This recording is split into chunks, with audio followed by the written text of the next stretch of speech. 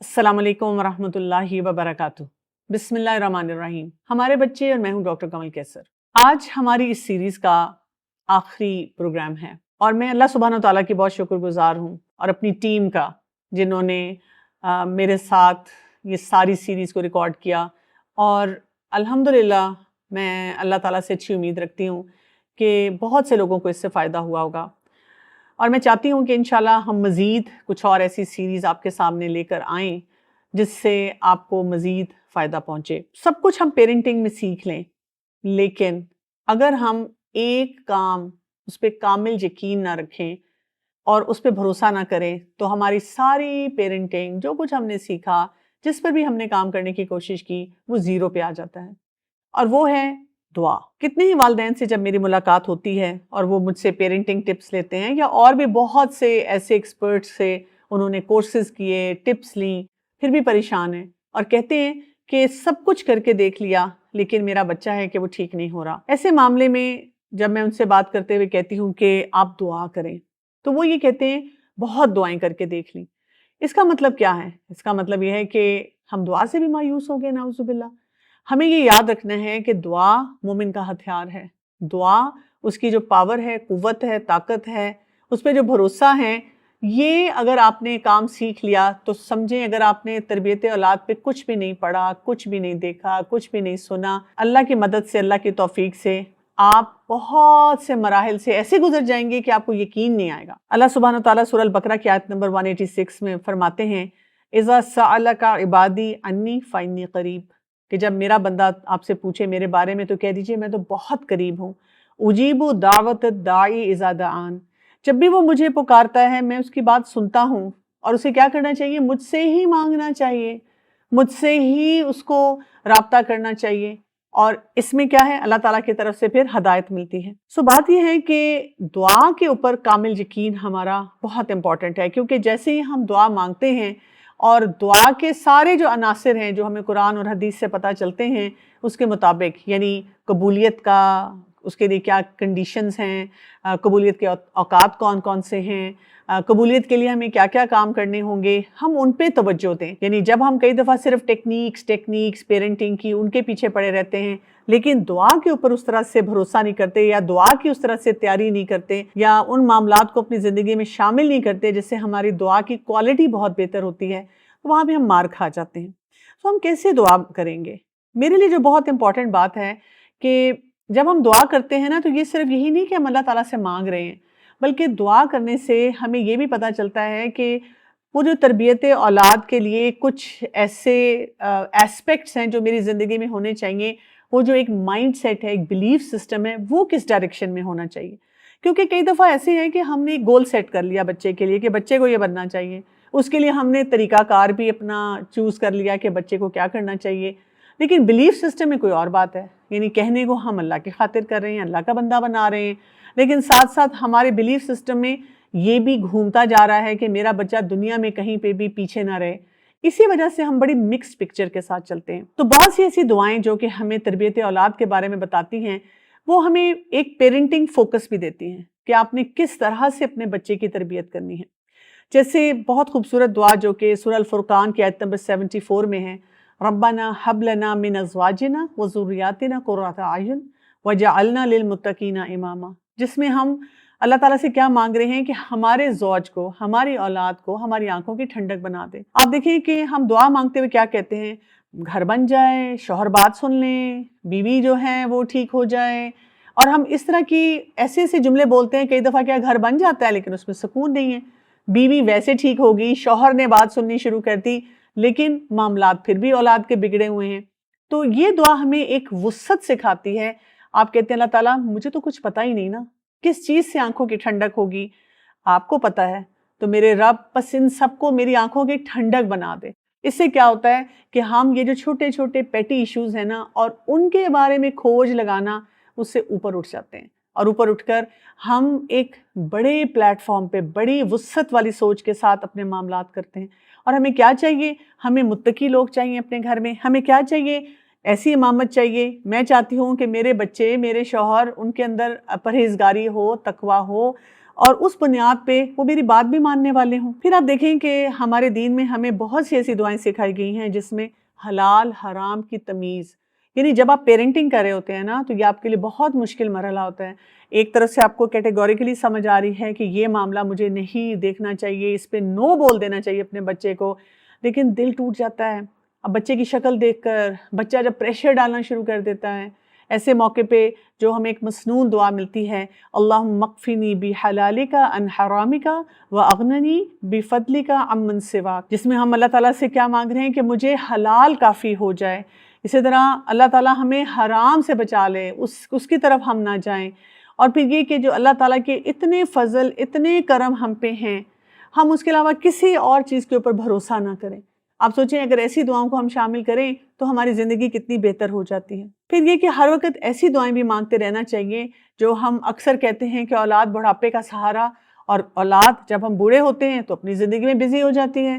ہم اللہ تعالیٰ سے مانگیں کہ اللہ تعالیٰ یہ جو اولاد ہے یہ ہماری آنکھوں کی ٹھنڈک جب بڑھاپا آئے تب بھی ہو، اور تب بھی ہمارے معاملات بہترین طور پہ چلتے رہیں۔ اسی طرح سے حفاظت کی دعائیں بہت زیادہ پڑھنی چاہیے، شیطان سے اپنے آپ کو بچانا چاہیے، تاکہ یہ جو شیطان کے وسوسے ہیں اور شیطان کے جو ٹریپس ہیں، ہم اپنے آپ کو اس سے بچا کر کچھ کام کر سکیں اپنے رب کو راضی کرنے کے لیے۔ پھر یہ کہ اولاد ہماری صدقہ جاریہ بنے، اس کے لیے ہم دیکھتے ہیں جو سورہ ابراہیم کی آیت نمبر 40 اور 41 کی دعا آتی ہے، رب جعلنی مقیم الصلاۃ ومن ذریتی ربنا وتقبل دعا ربنا اغفر لی ولوالدی وللمؤمنین یوم یقوم الحساب۔ اسی دعا کو ہم نماز میں بھی پڑھ رہے ہوتے ہیں، لیکن ایبسنٹ مائنڈیڈ، کیونکہ ہم نماز پڑھ رہے ہیں اور ساتھ ساتھ سوچ رہے ہیں ابھی بچے کو دیکھنا ہے، ابھی کھانا بنانا ہے، ابھی آفس جانا ہے، ابھی یہ کام کرنے ہیں۔ اور کئی دفعہ جب والدین بہت پریشانی میں بات کرتے ہوئے کہتے ہیں میرا بچہ نماز نہیں پڑھتا، آپ بتائیں میں کیا کروں، تو میں ان سے پوچھتی ہوں آپ نماز پڑھتے ہیں؟ ہاں ہاں، تو میں کہتی ہوں اس میں وہ دعا بھی آپ پڑھ رہے ہیں،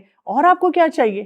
تو اس دعا پہ فوکس کریں کہ ہم اس میں کیا کہہ رہے ہیں کہ اللہ تعالیٰ میری نسلوں میں دین ہو، میرے بچے اللہ کے بندے ہوں، میرے بچے جو ہیں یا میری اولاد جو ہیں وہ صحیح کام کرنے والی ہو، اور اللہ تعالیٰ یہ دعا کو قبول فرما لے۔ اور پھر ہم ان کی مغفرت کے لیے بھی دعا کریں، اپنے والدین کو بھی یاد کرتے ہوئے ان کے لیے دعا کریں۔ پھر آپ دیکھیں کہ شکر گزاری، یعنی اللہ کا شکر ہے، اللہ تعالیٰ نے ہمیں زوج دیے ہوئے ہیں، اللہ تعالیٰ نے ہمیں اولاد دی ہوئی ہے، ہم اس پہ بھی کئی دفعہ ایسے جملے بول کے ناشکری کے اپنی نعمتوں پہ خود کٹ لگاتے ہیں۔ بچے مصیبت ہیں، یہ بات نہیں سنتے ہیں، کیا مسئلہ ہے، انہوں نے سونے نہیں دیا، انہوں نے کھانے نہیں دیا، یہ تنگ کر رہے تھے۔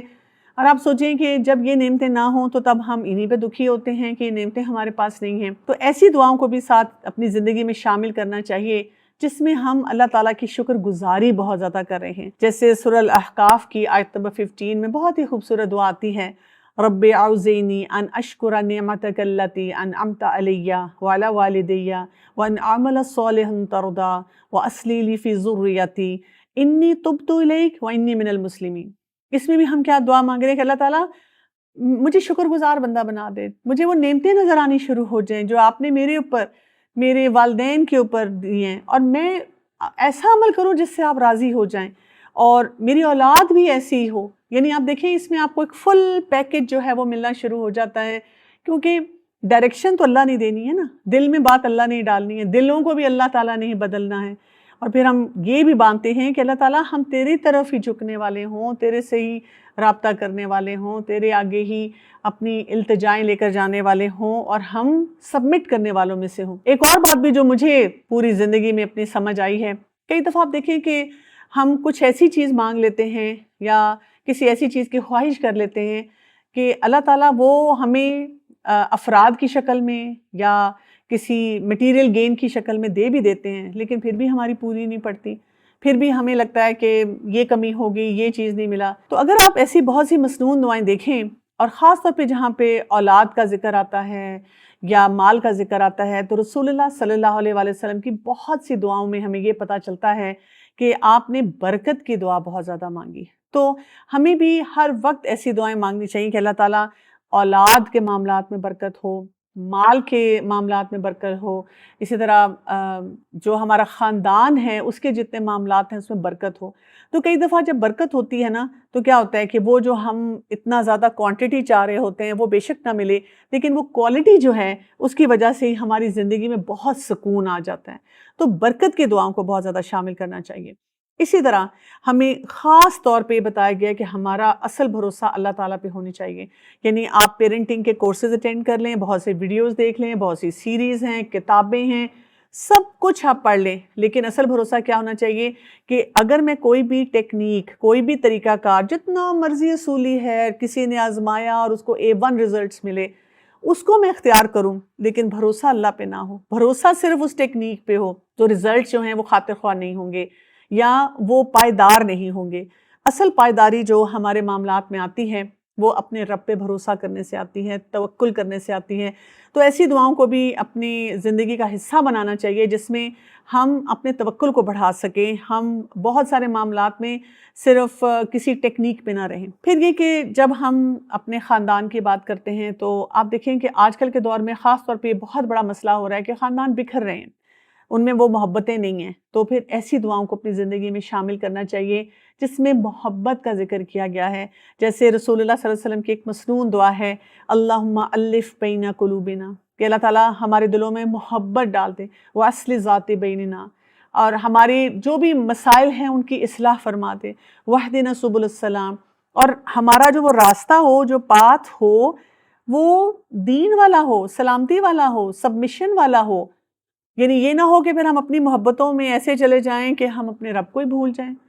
اور آپ دیکھیں اسی پوری اگر دعا کو آپ دیکھیں، یہ ضرور آپ کو یاد بھی کرنی چاہیے، پڑھنی بھی چاہیے کہ ہم ظلمات سے نور کی طرف آ جائیں، ہم فواہش سے بچ جائیں جو ظاہری ہیں، جو باطنی ہیں، ہماری زندگیوں میں برکت ہو، ہمارا دیکھنا، ہماری جتنی فیکلٹیز ہیں، سننا، اسی طرح جو ہماری محبتیں، ہمارے دل ہیں اپنے زوج کے لیے، اپنی اولاد کے لیے، ان میں خیر و برکت ہو، اور ہم اللہ تعالیٰ کی طرف رجوع کرنے والے ہوں، توبہ استغفار کرنے والے ہوں، شکر گزار ہوں. تو آپ دیکھیں کہ کتنا کمپلیٹ پیکج ہے جو کہ ہمیں چاہیے، جو کہ صرف یہ کہ بچہ پڑھ لے، بچہ لوگوں کے سامنے ایسے بیٹھے کہ سب کے سامنے میری واہ واہ ہو جائے، سسرال والے اور میکے والے مجھ سے خوش ہو جائیں، بچہ میرا تابع دار ہو جائے، بچے کے نمبر بہت اچھے آ جائیں، بچے کی شادی ہو جائے. یہ ان تمام باتوں سے اٹھ کر کرنے والے معاملات ہیں جو کہ تربیت اولاد میں ہمیں جو ہے ضروری سمجھنے چاہیے، جس سے واقعی آپ کی آنکھوں کی ٹھنڈک جو ہے وہ بچے بنتے ہیں. اور پھر سب سے بڑی بات، ایک حدیث کو یاد رکھیے گا جس میں رسول اللہ صلی اللہ علیہ وسلم نے ہمیں یہ بھی بتایا کہ جب ہم دعا مانگتے ہیں تو جلد بازی نہیں ہونی چاہیے. اگر ہم بار بار کہیں میں نے دعا مانگی لیکن نہیں ہوا، نہیں ہوا، یہ نہیں ہوا، تو اللہ تعالیٰ جو ہے ایسی دعا کو پسند نہیں کرتے ہیں. ہمیں یہ سوچنا چاہیے کہ اگر میں اپنے بچے کے لیے دعا مانگ رہی ہوں کہ نمازی ہو جائے، اور مجھے 10 سال ہو گئے نماز یہ دعا مانگتے ہوئے، ابھی بھی بچہ نماز نہیں پڑھتا، میرا کامل یقین اس دعا پہ ہونا چاہیے. اگر وہ پڑھے گا یا کسی وقت میں پڑھ لے گا، اور اگر وہ نہیں پڑھے گا، اس کی اولاد، اس کی آگے اولاد، کہیں نہ کہیں تو اس دعا کا اثر جائے گا. یہ نہیں ہو سکتا کہ تڑپتے دل کی دعا ہو اور ہمارا رب اس دعا کو قبول نہ فرمائے، اور قبولیت کے بھی وہ تمام جو معاملات ہیں ہم ان کو ساتھ لے کے چل رہے ہوں. تو اس سیریز کے اختتام میں میں دوبارہ آپ کا شکریہ ادا کرنا چاہوں گی ان تمام لوگوں کا جنہوں نے اس سیریز کو بنانے میں اور ان کی باقی انکریج کر کے اس میں سپورٹ دی.